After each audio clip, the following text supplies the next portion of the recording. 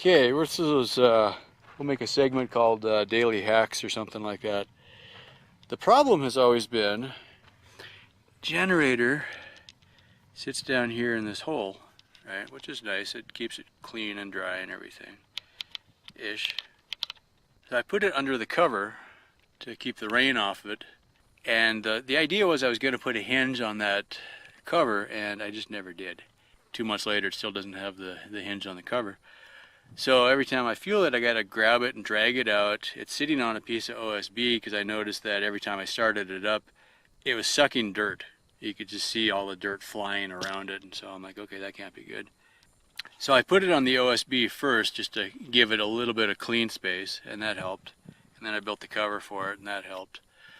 The problem has been it's a pain in the butt to drag it out to do any servicing. You can't even fuel it where it's at. You got to pull it out. And it's got rubber feet to give it some vibration isolation. And sliding it across the piece of OSB, and the OSB is just big enough for the generator. Today, randomly, I was like, oh, I know what I can do. So I drilled some holes, and I put the rope on there. So then it's a matter, you just pull, and it's a pretty heavy thing because right now it's full of fuel. But you can slide the whole thing on the OSB right out.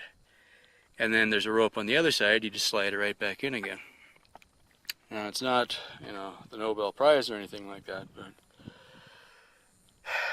it's a step in that direction. Yes, they do make a wheel kit for the generator, and yes, I probably will break down and buy it, just because it's nice to be able to move it. It's about as heavy as you ever want to pick one up. I mean, especially when they're full. They're a bear.